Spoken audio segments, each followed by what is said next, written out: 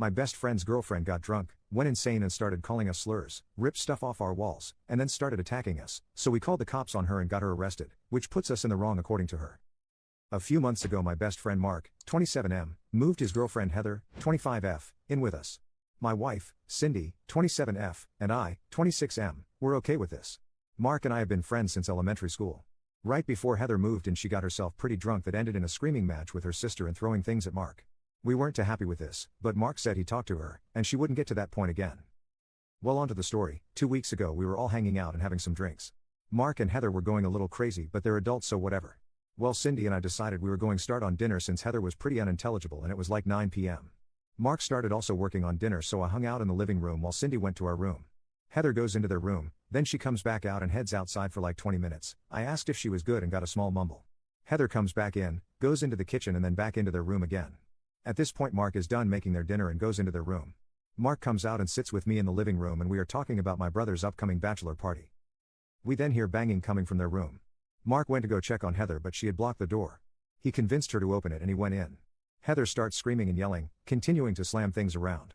After about 10 minutes of hearing Heather yelling and Mark trying to calm her down I went in and told Heather she needed to calm down. She starts yelling some really weird and extremely racist things, that I won't put here. Heather is half Hispanic half African American BTW. She starts getting louder and tearing things off the walls.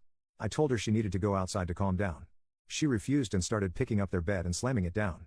I told her if she didn't stop we would call the cops so she could go calm down somewhere else and wasn't tearing things up. She just got louder and slammed the bed even more. I told Cindy to call the cops and tell them we needed Heather gone for the night. 2 cops show up and ask the 3 of us to step outside while they try and talk to Heather who just continues yelling. Then it gets a little quiet and I can see through our screen door I see Heather try punching one of the cops.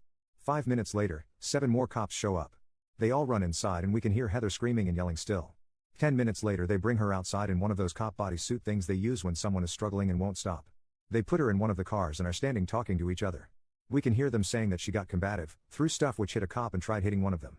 They cart her off and tell us themselves she is being arrested and ask if we want to press charges. Since she didn't do anything to us we said no. The cops left and we cleaned up the mess in the living room and then hung out with Mark to make sure he was okay. Update. Heather was released the next day with a preliminary hearing set for last Thursday. We obviously spent so much time talking about what had happened. Mark said he was going to break up with Heather and spent that whole first week saying that. Then last week he said he isn't going to break up with her. I told him that's his choice albeit a stupid one, but she is not allowed back at the house at all, and he said he understood. 2 days before the preliminary hearing Cindy and Mark are subpoenaed to court. Sadly, I wasn't so this part is secondhand from Cindy. Cindy told me that because it's a felony the judge is passing the case on to district court for magistrate. I guess the DA went up to Cindy and Mark and said they could offer Heather a plea deal where she would basically be on probation with mandated therapy and mandated AA. Now whether the district judge accepts that is anyone's guess. I talked with Mark that night after I got off work and he said they had a long talk after that and are staying together but won't be attached at the hip. Mark also said Heather doesn't remember anything after we stopped hanging out. He has spent every day since then with her but that's his thing, so I don't really care. Cindy and I were out of town this past weekend and we noticed on our doorbell camera that her car was magically gone at the same time Mark's was gone. I confronted him and he insisted she never went inside, and our doorbell doesn't show she went in. Cindy and I talked and were ready to kick him out too. We had another talk last night and he is moving out because they are finding a place together. We also told Mark we wanted an apology even if Heather didn't think she deserved it. Heather has been telling Mark that she was trying to leave and go to her brother's. She walked outside the one time and came back in with nobody trying to stop her. She also said that I started a confrontation with her and that's why she went off the rails.